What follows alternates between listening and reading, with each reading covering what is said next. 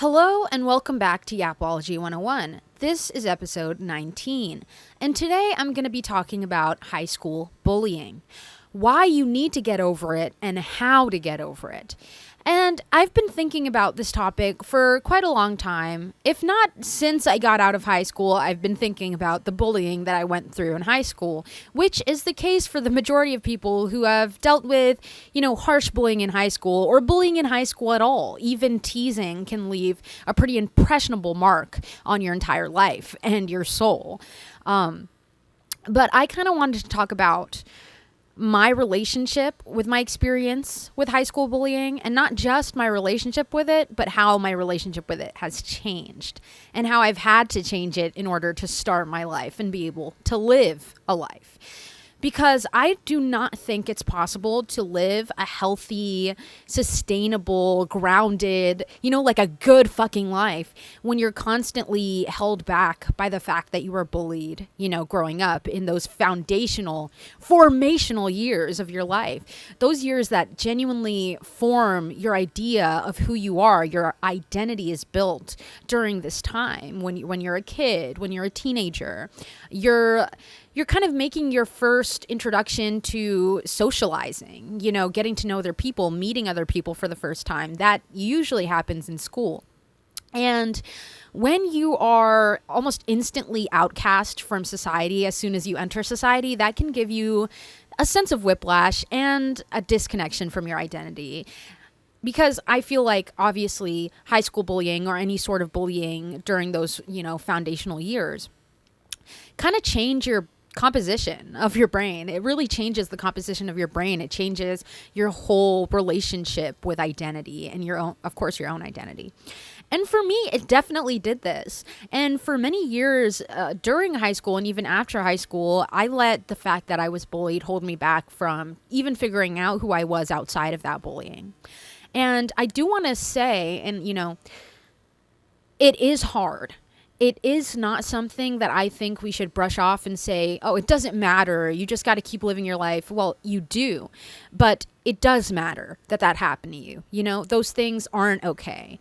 Kids shouldn't be bullying each other. Kids shouldn't be picking out the most vulnerable, kid in the bunch to bully. That's not right. That's never right.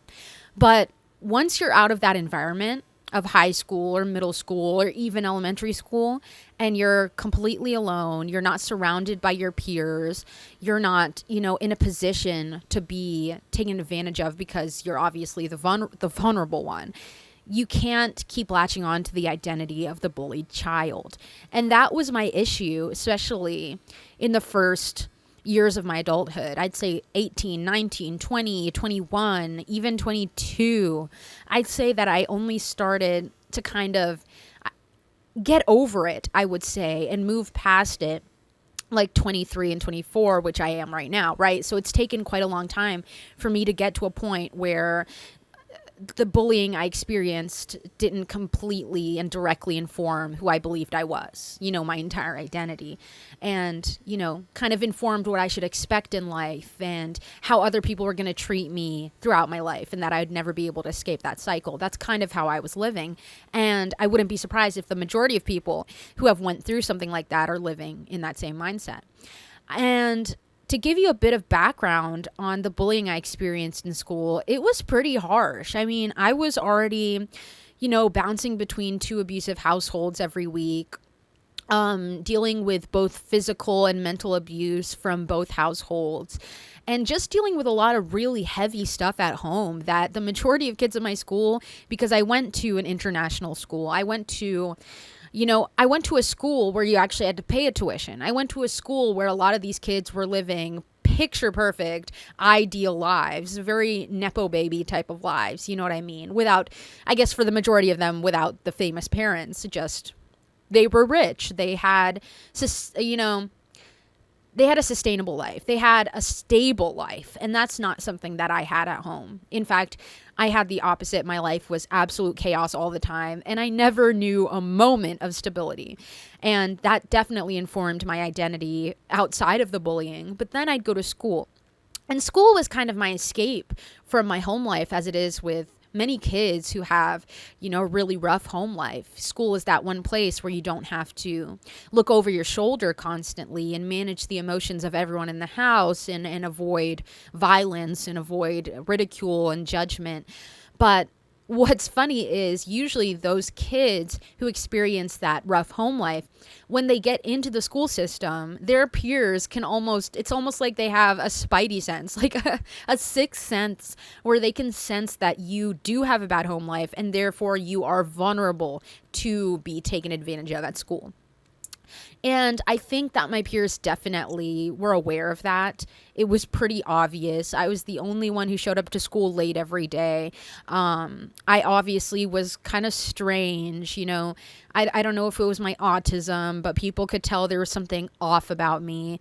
And they did not really keep it a secret from me. I was ostracized like everywhere I went. My friend group was flaky, and whenever they could find someone with more social capital than me to hang out with, they would drop me. So it was like the instability that I experienced at home, I also experienced in school with not only my friends, but people who weren't my friends, people who bullied me. So I never quite experienced a life that was stable. And so the things that happened to me were pretty rough. I had my head slammed into walls, I couldn't go anywhere in school without facing some sort of ridicule or harassment about, random things, like being called random names that had nothing to do with who I was, but simply was a result of how people perceived me. I was kind of weird. Yeah, I'll admit it. I was like the resident loser of my school. I didn't have as much money as everyone else. I didn't have the home life everyone else had. The way I dressed was weird. I was considered to be the ugly girl at school. Like, it was just like a bunch of things. And, my belief systems were a bit out there. And there was just a lot about me that people didn't, I guess, jive with. And so that led to a lot of harassment and a lot of ostracization. Nobody wanted to be my friend. Even the teachers at my school engaged in the bullying. I mean, I would sit in the bathroom sometimes to eat my lunch. And I remember when teachers would come in and see me, instead of asking me, is everything okay? Or are you having lunch alone in the bathroom, in a bathroom stall? I remember one of the teachers said, "That's absolutely disgusting. How can you sit there? You're revolting." Like some shit like that. And I was like 13, all alone, sitting in this bathroom stall, just wondering, like, why won't even an adult try and figure out what's going on with me? Like, why does nobody want to help? And that was my life. I just genuinely felt like nobody cared about me because nobody cared about me. It was pretty much true. Like, nobody in the world gave a shit about me, and I knew it. And that can be really, really heavy for a kid to deal with. And it's no wonder that it informs my identity for years after high school, to the point where I have nightmares about being stuck in high school to this day. To this day, I have nightmares where I'm 24 and I'm being sent back to high school and I have to finish school, but I'm stuck in school and I can't graduate, and I'm just reliving it over and over again. This type of harassment and bullying and ostracization, Jesus, really does, keep you stuck in a cycle sometimes. And that was definitely the case for me.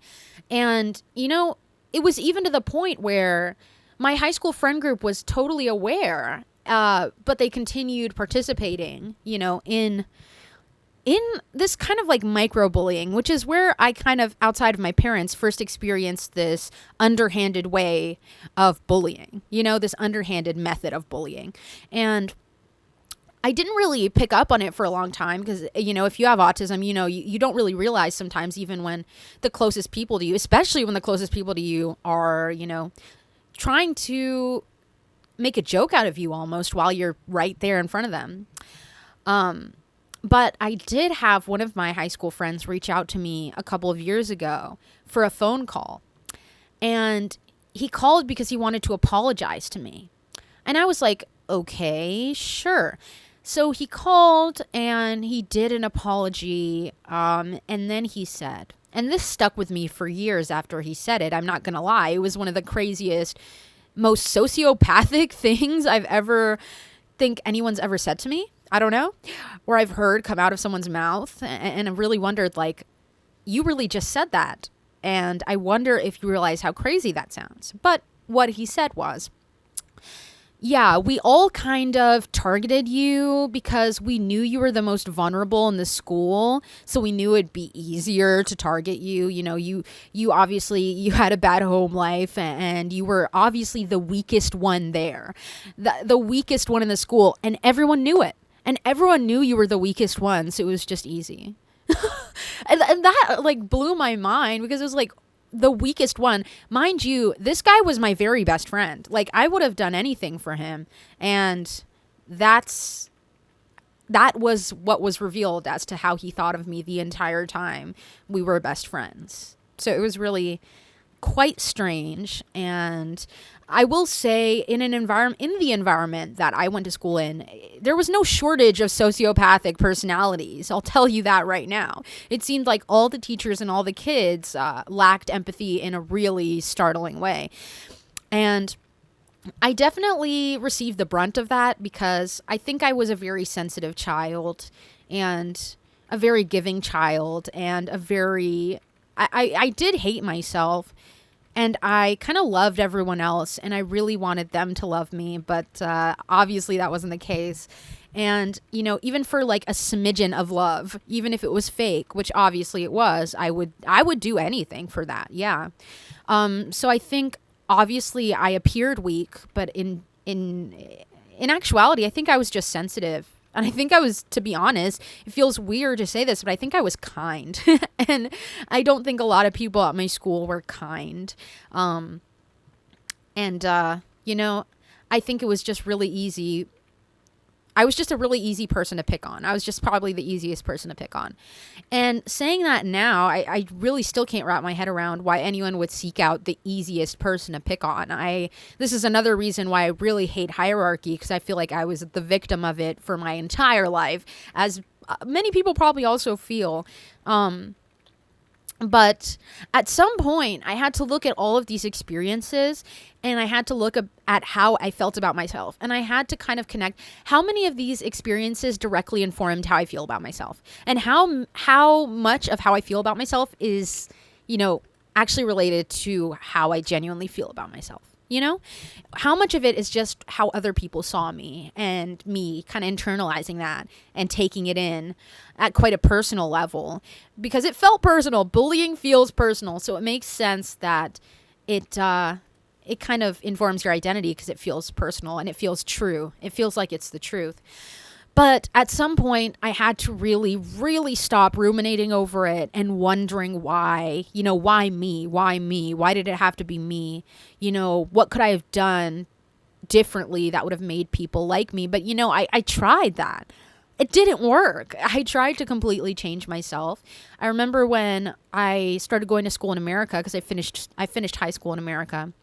I completely changed everything about myself. I tried to dress in a way that would make me, you know, more popular. It didn't work. No one even came up to talk to me. I think I had a record total of one friend in my grade, and then the rest of my friends were freshmen, emo freshmen who played like Homestuck, who loved Homestuck.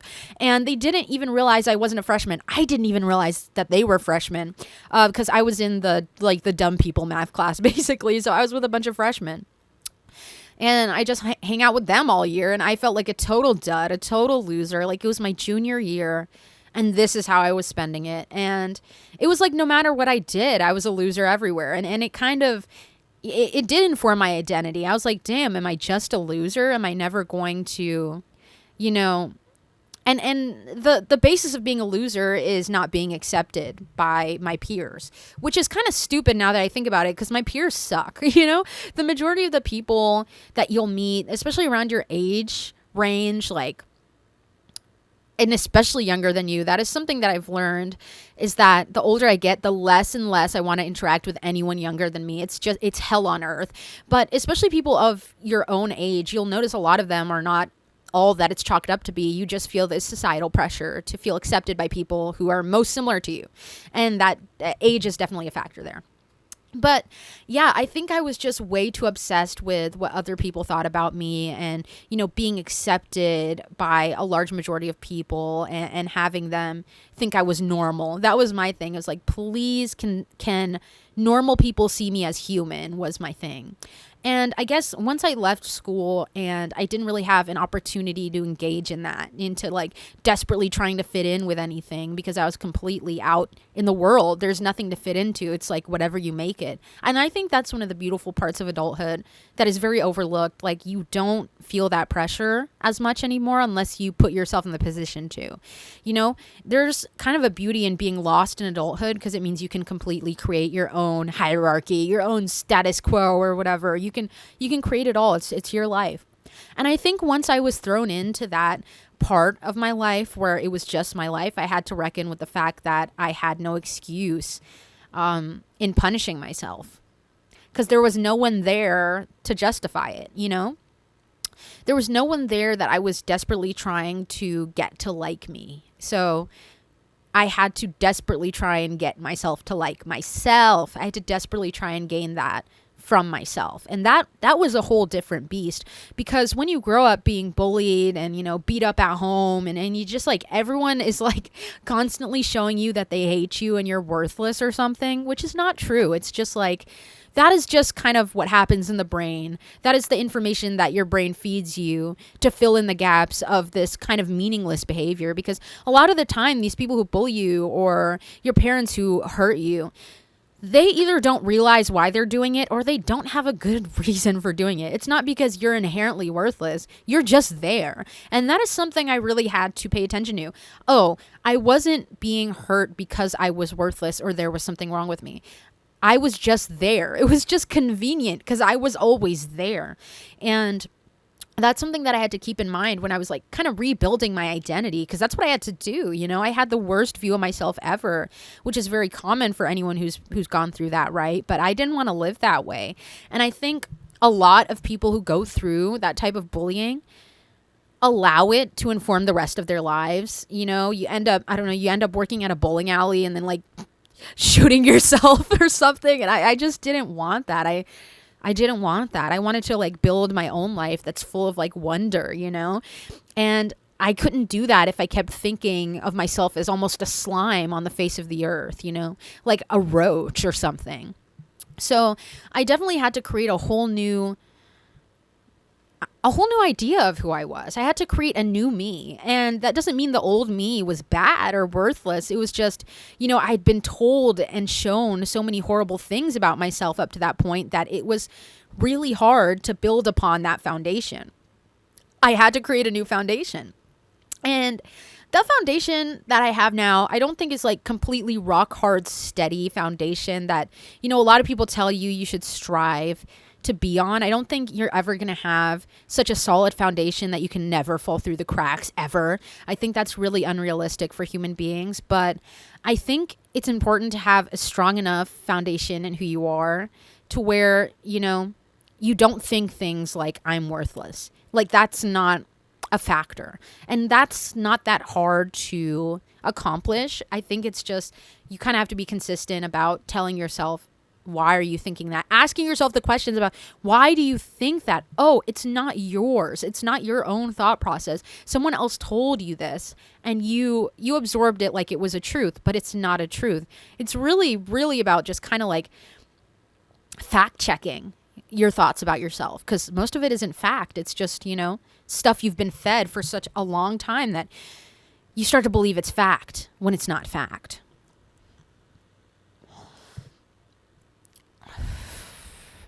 And I think talking to myself helped, but I think also engaging with myself helped. Like trying to figure out what the hell do I like? Who the hell am I? Because during school, when I was being bullied and stuff, I was so paralyzed from the pain that I didn't have hobbies. My hobbies were eating like Cheeto Puffs and like, I don't know, playing really, really shitty visual novels. Like that is, and taking pictures of myself in, kind of like a way where I was trying to gain like admiration from other people, you know? It's just like, here's a selfie. Please tell me I'm not worthless. Like, that's not a hobby. That is mental illness. And, you know, that was all I did. So I had to figure out, what the hell do I like to do? And, you know, I did like to draw, but I was such a perfectionist about it because I hated myself. So I thought anything I create is just worthless inherently.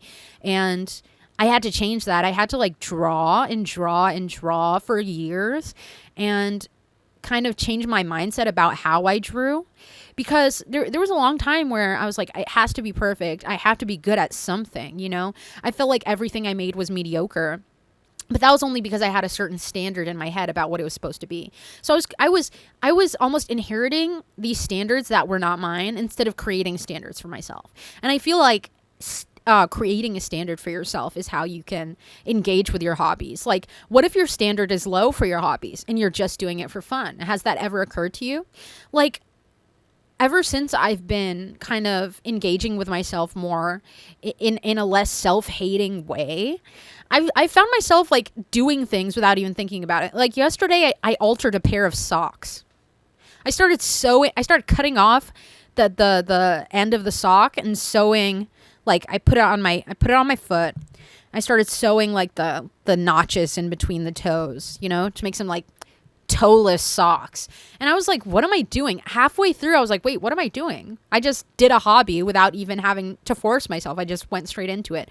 And I think that's a result of like consciously talking yourself through everything, you know, being like breaking down that kind of subconscious bias you have about yourself. But I don't do this. I don't have hobbies. I don't do these things. I'm not good enough to do these things. You know, I'm not worthy enough to do human shit like drawing or sewing or, you know, going outside and being in nature. I even had a weird relationship with exercise because I was like, I'm not the type of person who exercises. Like, I'm too worthless for that. I'm too worthless for that. That's crazy. And I think a lot of people who have gone through something similar to what I've gone through. I mean, millions of people have experienced high school bullying. Millions of people have experienced an abusive household. And when you're constantly, it's being hammered into you that you're worthless, it's no mistake that you start to believe it. But at some point, you have to stop trying to get other people to prove to you that you're not worthless, and you have to start proving that to yourself. Because no one's going to, guess what? No one ever is going to tell you you're not worthless. It has to be you. I'm sorry, but it has to be you. And even when people tell you those things, they're not going to stick with you in the way they will when you start telling yourself these things. When you start telling yourself there's nothing inherently wrong with you, you know, and that everything that you experience was just a result of your environment and not a result of who you are. That's it.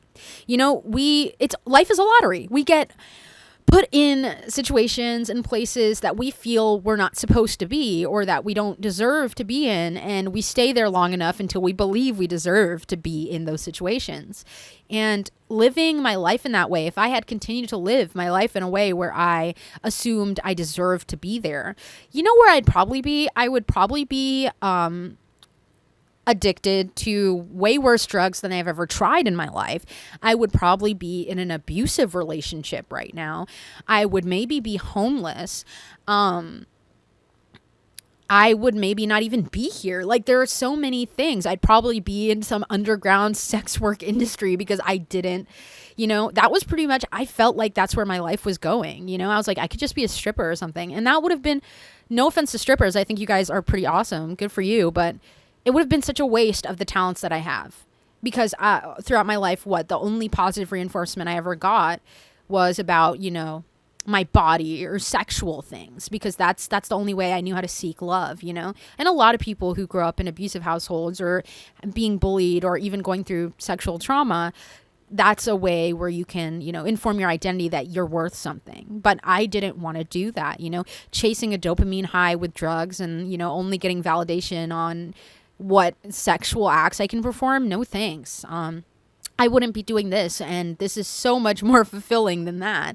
And in doing this, I've gained a lot of confidence, and, you know, at times it's hard, yes, but I guess a respect for myself that I'm able to get up at least every day, every other day, and fully commit to this. And I'm proud of myself. And that's one thing that can save you from, you know, either a life of mediocrity after, you know, going through that shit or a life of pain and suffering is finding something that you care about that makes you feel confident when you do it, that, makes you gain that respect for yourself. Because you can do affirmations all you want. They work for some people, but sometimes you have to do something else to prove something to yourself, to prove, oh, I can do something. I'm actually worth something. The things I have to say may be worth something. The things I'm able to put out there into the world matter. And even if they don't matter to anyone else, they matter to you because you're able to get up and do them. That's it. And I think a lot of people who experience what I've experienced, they go through their lives, because that's what I did, doing nothing, having no hobbies, having no passions and no goals. And although they don't realize that they have them, and they're not, they're kind of ignoring them, avoiding them, not wanting to find out what they are, because that would mean you have to completely change the whole way you see yourself, your entire identity. You'd have to be like, I'm a person who does this. And, sometimes that's really hard to break from I'm a person who does nothing to I'm a person who does things. Like, that can be so visceral of an experience to shift between those identities, but you've got to do it. It's like the hardest thing ever, but you have to do it. You can't let these people who hurt you inform how the rest of your life is going to go. You don't have to live your life in such a Freudian way. You don't have to do that. It doesn't have to be cause and effect. It can be what happened and what I'm going to do regardless. I think that's a much better philosophy. You don't have to be a victim to whatever you've been through. You don't have to live your life as a victim perpetually. You don't have to be that person that you were when you were experiencing those things. And you don't have to reinforce who you were by experiencing more of those things. You can actually avoid all that altogether by trying to figure out who you are outside of those things. And that's hard. But I really think stepping outside of my comfort zone, which that was misery, but it was my comfort zone, has really changed my life. And I just don't want anyone to ever live a life like that, like the life I was living, to continue living their life until the day that they die, believing that that's all they are, and that, there's nothing of value to them, and that they should hate themselves and they should feel they're worthless. What? Because a couple of, I don't know, like, what do we even call these people? How about this? A couple of losers throughout your life told you that you don't matter. So now you're going to live your entire life believing you don't matter. It's ridiculous, actually. Because, once I got that, apology, and also I have allergies. I'm not picking my nose. I have allergies. It's making my shit run. I'm so sorry. But once I started realizing who the people were that put me through that shit, that's another thing you can do. Pay attention to who they actually are. Like, that one call with my ex-best friend from high school really, really opened my eyes to who he was. And I realized anything he thought about me, any way that he treated me, any way that he allowed other people to treat me and didn't step in, that's a reflection of him. That was never a reflection of me. And what that says about him is that he's a very sad person with no backbone, with no like empathy or care or respect for the people that he's supposed to have, that for his friends, the people he's supposed to care about. And I'm not that person. And I'm glad to not be that person. And I'm also glad to not value the opinion of that person. And it goes the same for all of my, old friends who treated me like shit. It goes the same for my parents. It goes the same for your old friends and your parents and the people who hurt you. It's the same thing. You got to remember, like, last night, I remember crying hysterically about my mother. Today, I'm thinking about it and I'm like, wait a minute. My mom sucks balls. And it's not my fault that I was born into a family with her. It doesn't mean anything about me. And even if she doesn't care about me, even if she'll never care about me, that says nothing about me. That says a lot about her. That says that she was never meant to be a mother. That says that she's not a good mother. That says that she's a very selfish person. And that says that she's a person that I wouldn't want to, interact with in the first place, nor a person whose opinion I value in the slightest, or I should value in the slightest. It's hard when it's your parents. Sometimes it's really hard. But when you can apply these, this kind of mindset to every single person who's put you through hell throughout your life, you'll realize that it's a lot less heavy, because it's kind of the result of who they are, whatever action that they subjected you to, the actions that they engaged in and subjected you to, that has nothing to do with you. And living your life in a way where it has something to do with you, even once they've forgotten. And, maybe they haven't forgotten. Maybe they're guilty. Maybe blah, blah, blah. It doesn't matter. That has nothing to do with you. It's time for you to live your life. It's not time for you to, constantly wonder about these people, what they're doing, why they hurt you, how they could do it, blah, blah, blah, blah. And sometimes when you're getting to know yourself and realizing how awesome you are, you will think that again. You'll be like, how could they do that to me? I'm awesome. But regardless, it's not about them. It's about you. You just got to keep going. It's really like, you got to put them out of your mind. You can't focus on them for the rest of your life because you won't do anything, And I think kind of like decentering them. You got to decenter them. To use internet buzzwords, you have to decenter them. Decenter everyone who hurt you because they're not the center of your life. Because you're not even the center of theirs. And guess what? You're not the center of anyone's life but your own. For some people, their parents, sure, whatever. But it's only you. You're the only person who can truly be there for you. You might have people in your life, but it's not good enough if you don't have a relationship with yourself. And especially if you grew up with such a skewed perspective of yourself, that needs to change. Otherwise, you're going to continue having that skewed perception of yourself and you won't have a relationship with yourself. You'll have an almost abusive relationship with yourself is what I experienced. And I just don't think anyone deserves to feel that. So the problem here is, are you going to be strong enough to do it for yourself? Are you going to be able to believe you're strong enough to do that for yourself?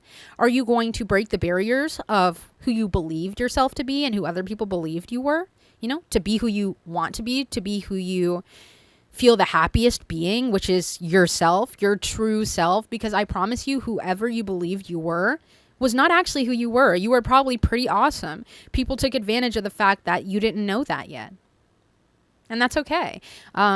Just don't take advantage of the fact that you didn't know that or that you don't know that. Don't kind of put the weapon against yourself. Don't put a knife to your own throat. Don't do that. There's no reason. There's no reason.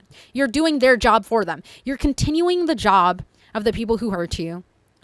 And you're executing the work. You're giving them a result. And the result is you hating your life and having a miserable life and never being able to do the things that really make you happy and be the person who really makes you happy. So fuck that. But I guess that's all I really wanted to say today. I just wanted to kind of talk about that and kind of let you know that you have a choice in it. You're not held prisoner to whatever circumstances you grew up in. You're really not. You have a choice. You don't have to be that person forever. And maybe you were never that person at all, Maybe that person was holding you back from figuring out who you really are, So I hope that was helpful. I hope that was helpful for anyone who, is kind of battling with that idea and relationship with their past, with your past, with that kind of experience of bullying or abuse in the household. I hope it kind of gave you more confidence in the fact that you do have a choice to live your life in a better way and kind of disregard anyone who's ever hurt you and kind of realize that they don't matter and that you matter at the end of the day. And if anyone was willing to hurt you in that way, at the end of the day, that's the most shallow thing a person can do. So I guess let's be grateful we're not shallow. Let's be grateful that we were so not shallow that we became a target to those who were shallow. But I hope that was helpful. And if you have any experiences, please drop them down in the comments. I'd love to hear. Well, maybe I wouldn't love to hear, but I'm sure it would make everyone else watching this feel a lot less alone. And thank you for watching this episode of Yapology 101. I hope it made sense, and I'll see you next time.